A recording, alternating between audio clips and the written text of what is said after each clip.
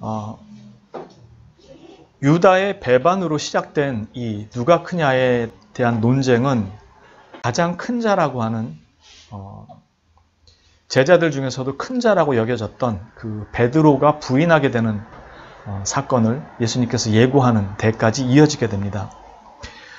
왜 이 사건이 유다의 배반 그리고 누가 크냐에 대한 논쟁으로 시작해서 베드로, 가장 큰 자라고 여겨졌던 베드로가 부인하는 사건까지 이어졌는가?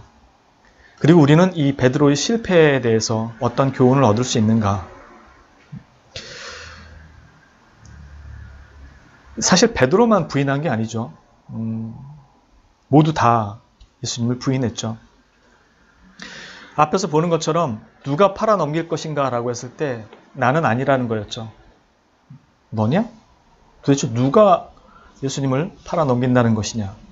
적어도 나는 아니다라는 게 뒤에 나오는 누가 크냐의 논쟁 속에서 나타나는 거죠.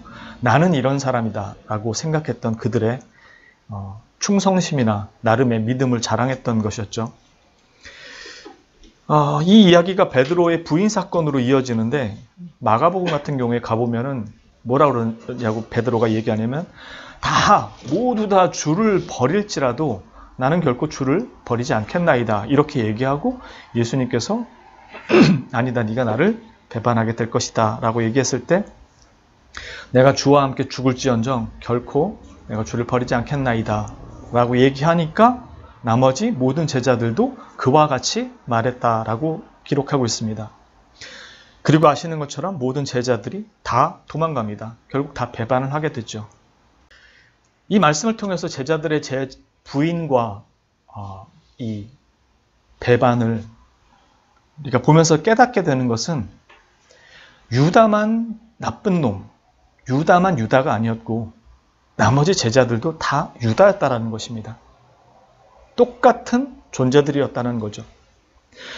성경은 유다와 베드로가 어떻게 구원과 버려짐의 과정을 가게 되는지에 대해서는 명확하게 우리에게 제시해 주는 것은 없습니다. 그러나 분명한 것은 베드로가 특별나서 베드로가 되지 않았고 모두가 유다와 같았다라는 거죠. 우리 모두가 주님 앞에 그렇게 배반자로, 부인하는 자로, 불신하는 자로 서 있을 때 그저 은혜로 용서받고 이 자리에 왔을 뿐이지 유다보다 뭐가 더 나아서 특출나서가 아니었다라는 것입니다. 메시아를 메시아로 온전하게 바라볼 수 없는 참으로 무능한 존재들이죠. 분명히 베드로나 다른 제자들은 예수님이 메시아라는 걸 믿고 따라오지만 예수님이 어떤 메시아인지를 다 보질 못해요. 우리가 그렇죠. 주님을 믿고 나온다고 하지만 실제로 주님을 우리가 다 알지 못합니다. 성경 말씀을 통해서도 다 알지 못합니다. 그래서 끊임없이 불신하고 걱정하고 두려워하고 방황하는 속에 있죠. 즉 모두가 유다 같은 그들을 불러서 베드로처럼 하나님의 사람으로 바꾸시고 그들을 또한 구원의 길로 인도하십니다. 죄인을 의인으로 바꾸는 거지 그 중에 쓸만한 사람을 의인으로 부르지 않으신다라는 것입니다. 베드로가 유다와 다르기에 특별히 용서를 해준다거나 좀 특별할 만한 구석이 있어서 아니면 얘는 좀 잘할 수 있었는데 어쩌다 실수하거나 실패해서 한 번 더 잘할 수 있는 길을 열어준다거나 어떤 구원의 특별한 기회를 제공해 주는 것이 아니라는 것입니다. 이들 중에서 누군가는 조금 더 나을 것이라고 생각해서 한 번 더 기회를 주거나 어떠한 자리를 열어주면 잘할 것이라고 생각되는 그들을 뽑아내신 게 아니고 다 유다 같은 자들 중에서 은혜로 그들을 불러내셨다라는 것입니다. 모두가 처음부터 자격 없는 존재였다는 것입니다. 누가 크냐를 논할 존재 자체가 못 되는 그런 주제가 안 되는 사람들을 불러서 내 나라를 너희에게 맡기겠다고 하신 것입니다. 누가 누구를 정죄하거나 판단할 수 없는 그래서 자기네들끼리 누가 크냐를 얘기할 수 없는 존재들 우리가 그런 자들이고 그런 우리를 불러서 베드로처럼 만들어 가시는 거죠. 여기에는 오직 은혜만 있을 뿐입니다.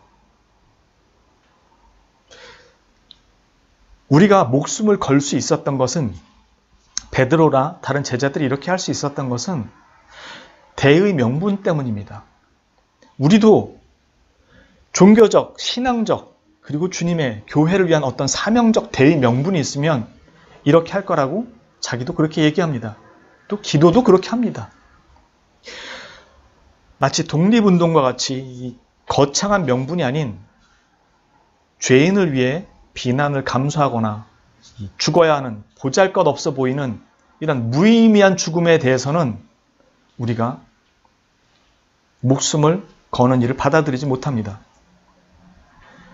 주 예수 그리스도를 위해 어떠한 그럴듯한 대의 명분, 종교적 명분, 교회에서 무엇을 한다고 했을 때 어떤 티가 나고 명분이 서는 것들에 대해서는 대단히 열심을 내지만 아무 명분도 없어 보이고 내가 한 수고와 고생과 희생에 대해서 알아주는 사람이 아무도 없고 심지어 고생하고 노력하고 수고하는 것들에 대해서 비난과 멸시나 인정이 없는 자리에 대해서는 절대로 쓰려고 하지 않습니다. 그건 내가 하는 자리가 아니라고 생각합니다. 왜? 나는 큰 자라고 생각하니까. 내 신앙은 저 사람들보다 좋기 때문에 저 사람들 이끌어주고 가르쳐주고 저 사람들한테 도움을 주는 자리지, 나는 저 사람들 밑에서 시다바리, 헛일, 죄송합니다. 일본말 써서 뒤치다꺼리하는 일들 하는 존재로 서는 것을 큰 자라고 생각하지 않는 것입니다. 이 큰 자의 논쟁, 유다의 배반, 큰 자의 논쟁, 이것들이 왜 베드로의 부인까지 연결될 수밖에 없었는가? 왜 누가는 이 이야기를 연결해서 이 이야기를 하고 싶어 했는가? 전에 말씀드린 것처럼 마태나 마가복음에서는 큰 자 논쟁이 이 부인 사건과 연결이 되어 있지 않습니다. 그러나 누가는 이걸 연결해서 이야기를 하고 있습니다. 그건 누가가 하고 싶은 얘기가 있었다는 거죠. 목사가 된다는 것은 대단히 신중해야 됩니다. 남들에게 무언가를 가르치고 알려주고 뭔가 지도한다라는 입장에서 목사가 되기 시작하면 넘어지기 정말 쉽습니다. 저도 끊임없는 그런 도전과 유혹을 받게 되고 뭐 하나 더 배워서 또 좋은 거 가르쳐줘야지 라는 욕심이 생기지만, 실제로 주님이 말씀하신 것은 인정받지 못하고 사람들에게 큰 자라고 불릴 만한 일을 하지 않음에도, 또 하고 있어도 인정받지 못할지라도 그것을 할 준비와 자세와 마음이 되어 있는 자가 큰 자가 될 수 있다는 거죠. 왜냐하면 예수님께서 십자가에 달리실 때 왜 죽는지 아무도 몰랐고, 자신이 만든 피조물에 의해서, 우리는 같은 존재들에 의해서 박해를 받지만 그분은 자신이 만든 피조물에 의해서 벌거벗겨져서 수치와 모멸과 비난과 정죄를 받고 십자가 위에서 죽으시는데 아무도 그것을 모릅니다. 죽고 나서도 모릅니다. 십자가의 죽음은 단순히 죄를 사하기 위해서만이 아니라 그리스도인이 살아가는 것이 무엇인지를 먼저 본을 보이시는 것입니다. 우리가 하나님의 영광을 드러낸다고 했을 때 십자가가 아닌 곳에서 영광이 드러나는 것은 없습니다. 그게 그리스도께서 가신 길이고 우리를 오라고 하신 것이고, 하나님의 영광은 십자가 위에서 빛이 난다고 하시는 거죠. 큰 자라는 것은 거기에서만 제대로 드러날 수가 있는 겁니다. 그러니 교회가 외적인 다른 것으로 십자가의 영광을 드러내기 위해서 시도한다면 어쩌면 방향을 잘못 잡았을 수도 있습니다. 그래서 우리에게 누가 크냐? 아니면은 나는 유다와 다르다? 나는 베드로 부인한 것보다 좀 더 나을 거다라는 것은 자신이 어떤 신앙을 가진 존재인지를 모른다는 뜻입니다. 우리에게 신앙이란 가장 그 중심에 은혜 외에는 없습니다. 믿음도 내게서 나온 것이 아니고 은혜로 받은 것이고, 그 은혜의 결과물이 믿음이라는 것으로 나타났을 뿐입니다. 그래서 우리는 오직 은혜로 말미암는 믿음이라고 얘기하지 은혜가 빠진 믿음을 얘기하지 않습니다. 우린 이미 배워서 알지만 종교개혁은 이것 때문에 일어난 것이었습니다. 믿음 때문에 일어난 것이 아니라 은혜 없는 믿음이냐 은혜로 말미암는 믿음이냐, 그 싸움이었습니다. 우리가 이런 은혜의 자리에 와서 큰 자라는 소리를 듣는다라는 것은 어떤 과정을 겪어서 가게 되는지를 오늘처럼 이 말씀을 통해서 보게 됩니다. 베드로에게 이미 예고하셨던 일입니다. 네가 나를 부인할 것이다. 이 부인 사건은 베드로에게 부인할 거다라고 얘기한 그 시점에서 일어난 것이 아니고 그렇게 말씀하신 다음에 만찬이 끝나고 겟세마네 동산 가서 기도하고 기도도 다 끝나고 그 후에 유다가 사람들을 이끌고 잡으러 왔을 때 그때까지도 배반이 일어나지 않았습니다. 그리고 베드로가 칼집에서 칼을 뽑아서 말고의 귀를 내치고 주님이 그의 귀를 치료하시면서 칼을 다시 꽂아 넣으라고 한 다음에 예수님이 붙들려 갑니다. 그때까지도 부인이 없습니다. 예수님은 분명히 부인할 것을 예고했지만 그때까지도 부인은 없습니다. 그리고 나서 예수님께서 붙들려 가시고 난 다음에 비로소 베드로가 부인하게 됩니다.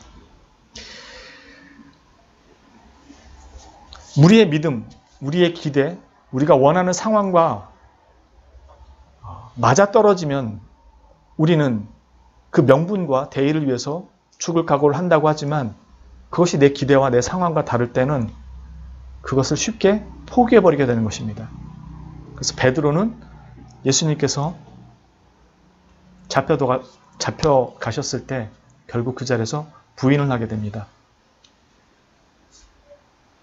우리도 자신이 큰 자라고 얘기하지만 실상 이 베드로와 같은 내 상황과 내 기대와 다른 상황이 맞닥뜨리지 않았어서 자신이 드러나지 않을 뿐이지 실제로 그 상황이 우리 앞에 펼쳐지고 맞닥뜨리게 된다면 우린 똑같은 베드로와 유다 같은 존재들이 될 것입니다. 그 전까지는 자신이 뭔가 조금만이라도 한 것이 있으면 그 행위가 하나님을 대단히 영광스럽게 드러낸 것처럼 자신이 한 일을 큰 자인 양 자랑합니다.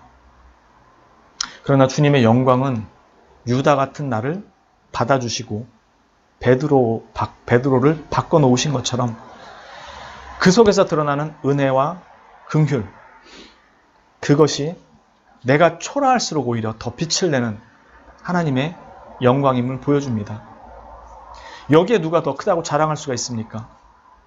우리는 내가 가진 무엇으로 또 내가 드러낼 수 있는 그 무엇으로 그래서 대의 명분이 그럴듯하게 걸린 것을 위해서는 목숨 걸고 도전해서 하나님의 영광을 드러내려 하지만 내가 깨어지고 부서지고 박살난 자리에서 드러나는 하나님의 영광은 피해가려고 합니다.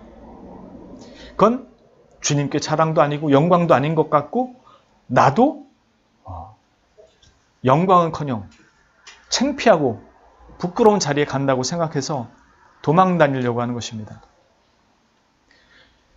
그러나 주님의 영광은 유다와 같은 자를 베드로로 만들어 놓으시는 것입니다.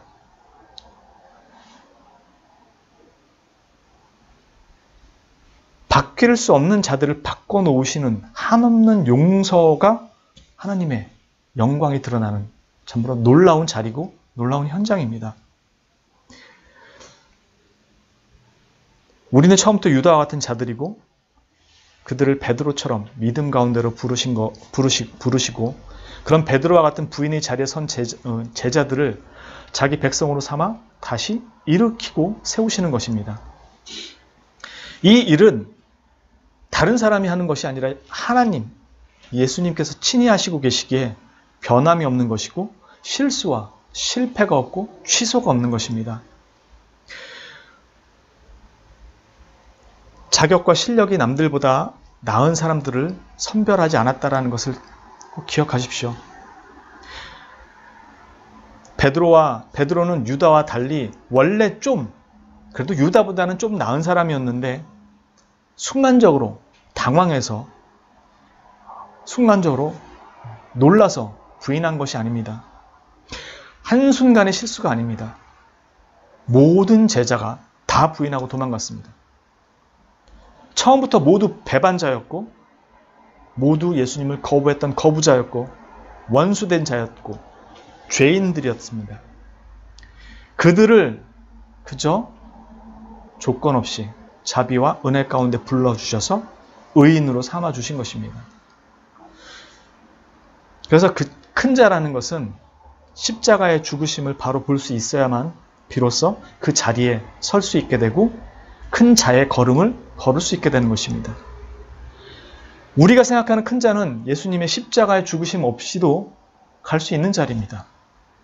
돈과 의욕만 있으면 되는 자리입니다.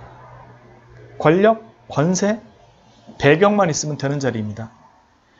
그러나 주님이 말씀하시는 큰 자의 자리는 자기 자신이 완전히 부서지지 않으면 갈 수 없는 자리입니다. 왜냐하면 그 자리는 예수님처럼 비난과 모욕과 예수님이 실수해가지고 비난과 모욕을 들으신 게 아니잖아요.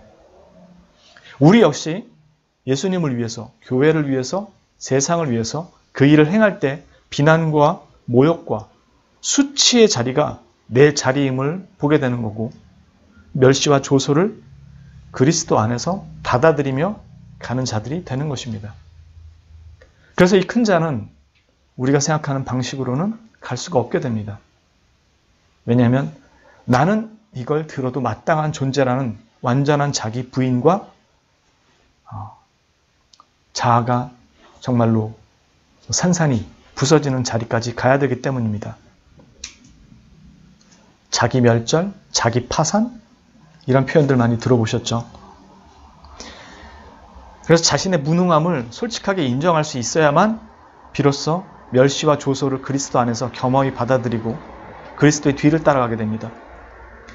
자신의 한계와 바닥을 보아야만 하는 것이죠. 이 바닥은 단지 윤리적인 한계나 그리스도를 나는 배반하지 않을 만한 그런 실력이 나에게 없다라는 것을 인정하는 정도를 얘기하는 것이 아닙니다. 우리는 본래부터 나는 유다였다. 나는 베드로 발 뒤꿈치도 못 쫓아가는 유다였다라는 사실을 겸손히 받아들여야 됩니다.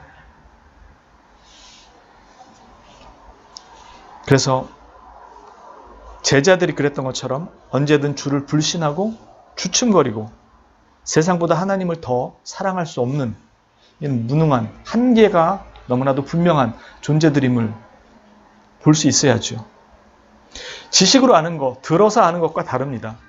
실제로 자신의 삶에서 매번 부딪힐 그 일들 속에서 확인해야 됩니다.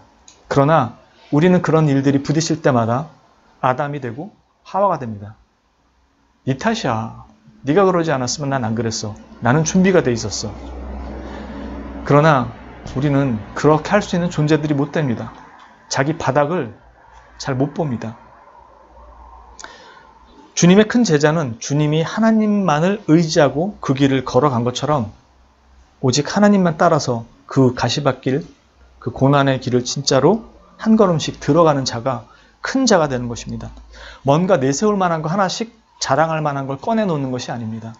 물론 그 사람은 자랑하려고 그 일 했다고 얘기하지 않습니다. 그러나 그게 주님을 위한 일이라고 생각합니다. 그러나 진짜 큰 일은 그리스도께서 아버지께서 너희를 위해서 나를 보내셨다라는 사실 앞에 웃기지 말아라고 따귀를 때리고 하나님은 그런 분이 아니야. 그들이 이해했던 하나님, 그들이 기대했던 하나님의 모습이 아닌 죄인, 나병 환자들, 바리새인, 창녀들, 세리들 이런 사람들을 위해서 오신 죄인을 위해 오신 그 하나님의 은혜를 보지 못합니다. 그래서 비난과 조소하는 자리에 대단히 많은 사람들이 아니 거의 모든 사람들이 다 거기에 서게 됩니다. 그래서 예수님처럼 오직 하나님만을 의지하고 가는 그 자리가 실제로 큰 자가 서게 되는 자리고 아무나 설 수 없게 되는 자리가 됩니다. 그래서 이 베드로나 다른 제자들처럼 우리는 그 자리를 경험해야만 비로소 내 자신이 어떤 존재인가를 알게 됩니다. 오늘 말씀에서 자신이 크다고 여긴 제자들의 결말은 어떤 상황이 됐냐면 모두 다 시험에 들었다는 것입니다. 그리고 주님을 부인했다는 것이죠. 즉 그들은 주님 앞에서 누가 크냐라고 했을 때 나는 그러지 않을 것이라고 장담했던 자들이었습니다. 그런데 그런 자들이 전부 다 시험에 듭니다.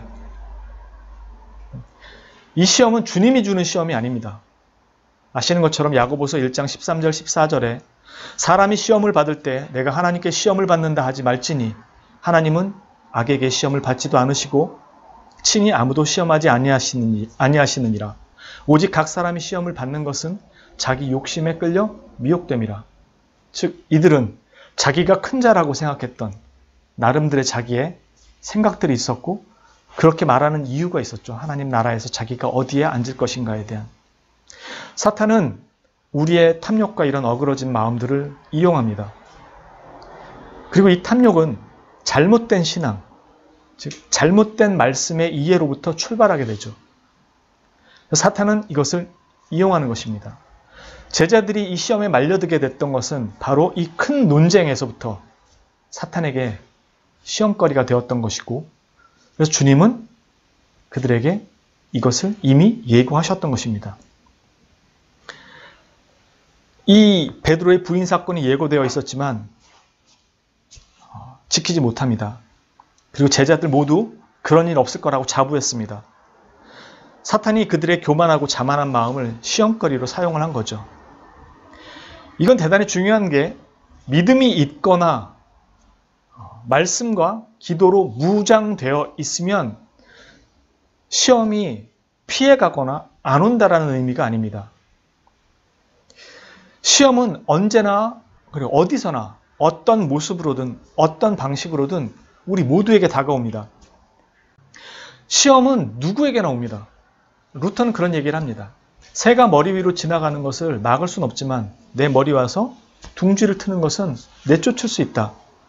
즉 시험이 우리에게 오는 것은 막을 수 없습니다. 누구나 다 들 수 있으니까요. 그러나 그것과 맞서 싸울 수는 있습니다.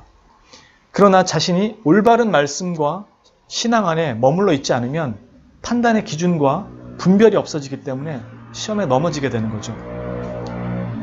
주님은 바로 이 말씀과 기도 가운데 분명한 중심을 잡고 이걸 이기셨던 거고요. 제자들에게 시험에 들지 않도록 얘기하셨지만 제자들은 연약했기 때문에 넘어가게 됩니다. 마귀는 언제나 우는 사자와 같이 두루 삼킬 자를 찾아다니고 우리도 그 대상입니다. 그래서 근신하고 깨어 있어야만 하죠. 그런데 우린 연약하기에 매번 넘어집니다. 그럼 우리가 죽느냐? 바로 오늘 이 시몬 베드로의 이 사건이 우리에게 그걸 잘 가르쳐 줍니다. 그들에게 이 시험은 이미 예고되어 있었고 그들은 실패합니다. 그럼에도 오늘 본문이 가르쳐 주는 것은 이 제자들의 실패가 주님의 실패가 아니라는 사실을 분명하게 보여줍니다.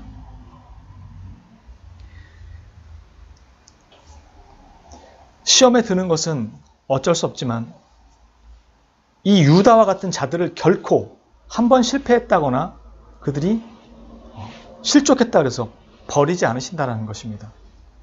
그들의 이 실패는 오히려 하나님을 향한 그들의 걸음을 새롭게 합니다.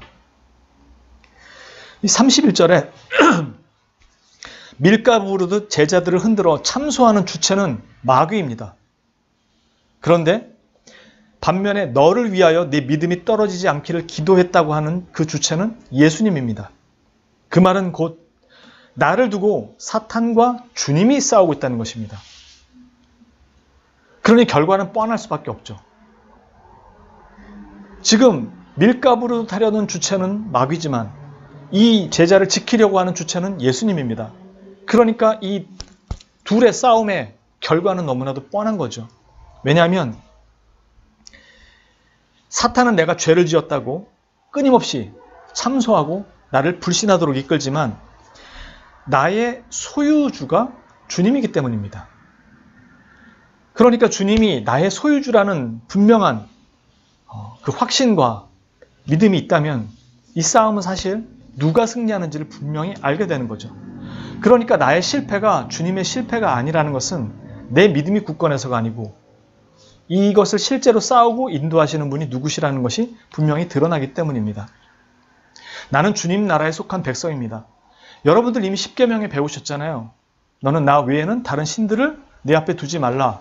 즉 나 외에는 다른 신들을 소유하지 말라는 말씀이었고 내가 너를 소유했다라고 특별히 소유했다고 시편에 말씀하신 것처럼 너 역시 나를 소유하라 라는 것이 10계명, 1계명이었다는 사실을 우리 예전에 살펴보았습니다. 그리고 우리는 우리 안에 성령을 주심으로 말미암아 우리가 하나님의 소유가 되었음을 인치셨다라는 사실도 확인했었습니다.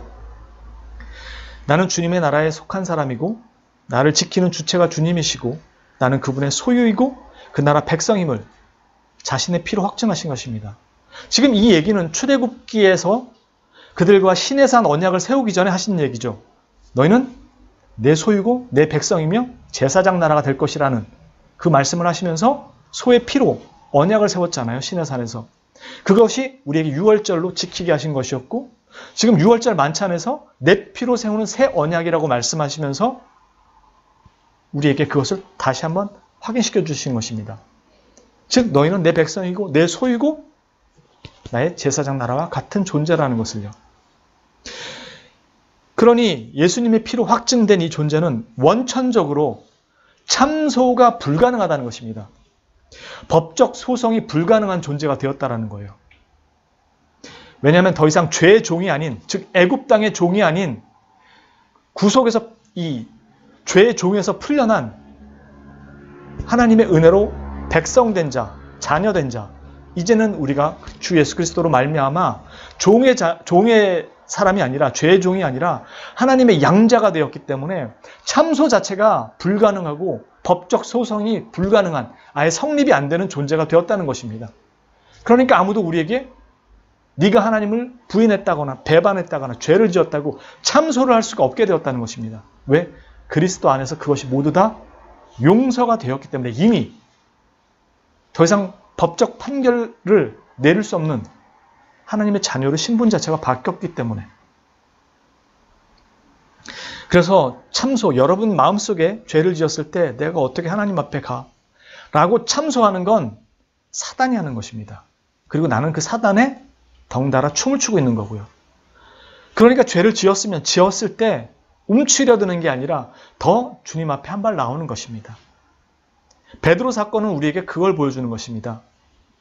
주를 저주하며 부인한 그 자리에까지 간 베드로가 주님 앞에 은혜의 자리에 다시 서게 되는 것을 통해서 우리 역시도 똑같은 은혜 아래에 있다는 것을 기억하라는 것입니다. 참소와 법적 소송이 불가능하다는 사실을 기억하십시오. 그렇기에 구원에 실패나 취소가 없습니다.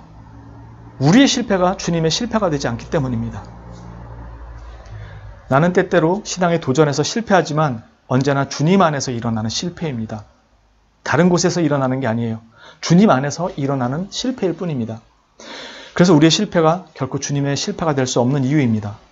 비록 우리가 우리의 나태와 정욕과 탐욕으로 시험에 들지만 그것은 우리의 바닥을 확인하게 하는 또 다른 과정이고 우리를 성숙해 하기는 또 다른 하나님의 길로 사용을 하십니다. 시험에 드는 것은 우리의 욕심이지만 하나님은 그것을 그렇게 선하시게 또 사용하시는 것이죠. 그래서 좌절과 절망이 아니라 그리스도만이 답인 것을 알게 하십니다. 그리고 우리는 그리스도 안에서 참 평안을 비로소 찾고 누리고 다시 일어서는 것입니다. 왜냐하면 그분께서 이미 세상을 이겼기 때문이고 내가 이겨야 할 싸움을 다 싸워 이기셨기 때문입니다. 그리고 그것을 기꺼이 나에게 은혜로 주신 것입니다. 그래서 28절에서 30절 모든 시험 중에 함께한 너희에게 내 나라를 맡기노라 라고 얘기합니다. 왜냐하면 이 나라는 법이 지배하지 않는 나라, 우리 안에 자격과 근거를 요구하지 않은 나라, 즉 은혜와 사랑이 지배하는 나라고 하나님의 절대적인 주권과 통치의 영역이기 때문에 그렇습니다. 세상이 요구하는 방식으로 내가 원인을 제공하고 자격을 갖춰서 들어가는 그런 것들이 지배하는 나라가 아니고 오직 하나님의 은혜와 긍휼과 자비와 사랑으로 통치되는 곳이고 그분의 절대적인 주권으로 다스리는 곳이기에 용서와 긍휼이 넘치는 곳입니다. 그래서 유다와 같은 배반자들을 부르셔서 바꾸시며 은혜의 나라로 다스리시고 그 세상에서 그 상 위에서 함께 먹고 마시고 다스리며 동참할 수 있게 하시는 것입니다. 누가 여기에 세상의 법과 잣대와 자격과 근거를 들이밀 수 있겠습니까? 죄인을 의롭다 하신 분은 하나님이신데 누가 우리를 죄인이라고 정죄할 수 있습니까? 자기 의가 아닌, 내 의가 아닌 그리스도의 의가 우리를 통치하는 곳이기에 죄인이 들어갈 수 있는 나라인 것입니다. 제자들이 누가 크냐는 싸움은 세상의 잣대로 돌아간 거꾸로 된 싸움을 싸우려고 했던 것입니다. 사탄은 제자들이 이 욕망에 사로잡혀 있기에 그들의 그 열심과 충성심에 대한 자랑을 오히려 시험거리로 사용을 해서 채질을 한 것입니다. 키를 켜서 밀가 부르듯 채질을 했던 것이죠. 그리고 제자들은 스스로 파놓은 그런 덫에 걸려 그 한계를 넘지 못해서 허우적거리고 쓰러질 수밖에 없었던 것이죠. 그러나 주님의 은혜와 긍휼이 그것들을 다 벗겨버립니다. 그 죄의 굴레와 그 사단의 굴레로부터 다 벗겨내시는 것입니다. 주님의 나라가 바로 그런 곳입니다. 자기가 가진 의로 들어가는 나라가 아니라 오직 주 예수 그리스도의 의로 그 은혜로 들어가는 곳입니다. 제자들의 이 실패는 그들의 구원의 길들을 막지 못하고 실패시키지 못합니다. 바꾸지 못합니다. 주님의 은혜는 실패가 없기 때문입니다. 우리의 모든 허물과 죄를 그리스도 안에서 사함 받았음을 믿어 의심치 마시고 내가 또 이 즉시 시험을 받아 다시 넘어질지라도 그리스도 안에서 이미 모두 사함을 받았음을 믿고 평안 가운데서 다시 일어나서 내가 한없이 무능할지라도 주님이 무능하시지 않음을 믿고 겸손히 주를 의지하고 한 발 더 앞으로 믿음에 도전하시기 바랍니다. 보라, 너희가 다 각각 제 곳으로 흩어지고 나를 혼자 둘 때가 오나니 벌써 왔도다. 그러나 내가 혼자 있는 것이 아니라 아버지께서 나와 함께 하시느니라. 이것을 너희에게 이르는 것은 너희로 내 안에서 평안을 누리게 하려 함이라. 세상에서는 너희가 환난을 당하나 담대하라. 내가 세상을 이기었노라. 기도합니다. 거룩하신 주님, 우리는 항상 시험에 들고 넘어집니다. 그리고 우리는 내가 붙들고 있는 믿음으로 평안을 누려보려고 아둥바둥합니다. 그 믿음이 약화되면 이리저리 흔들리고 그 믿음이 조금 더 세지면 약간의 평안을 얻습니다. 그러나 주님은 내 안에서 평안을 누리라고 하십니다. 우리가 가진 믿음이 아니고 나를 사랑하신 그리스도의 은혜가 결코 너희를 마귀의 괴계와 괴울 속에서 영원한 지옥 형벌 가운데서 허덕이게 두지 않으신다는 것입니다. 오직 하나님의 사랑과 은혜를 믿고 기대어 그 안에서 주 예수 그리스도의 은혜와 사랑 안에서 평안을 누리라고 하십니다.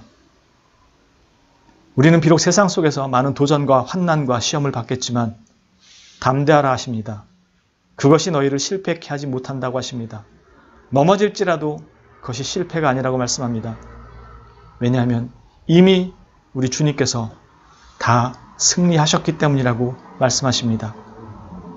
우리는 넘어진 자리, 쓰러진 자리, 심지어 불신하고 두려워하며 잠시 세상에 휘말린 그 모든 자리가 결코 주님에서 떠나 있지 않음을, 아니 주님이 나를 떠나고 계시지 않음을 기억하고 그 은혜에 붙들렸음을 믿고 나에게 주 예수 그리스도의 핏뿌림이 있음을, 지워지지 않는 영원한 그 핏뿌림의 자국이 내 몸에, 내 모든 뼈와 살에 알알이 새겨졌음을 믿고 넘어진 자리에서, 쓰러진 자리에서, 미혹당한 자리에서 다시 일어나 주님을 향해 그 걸음을 옮길 수 있는 우리가 될 수 있도록 인도하여 주시옵소서.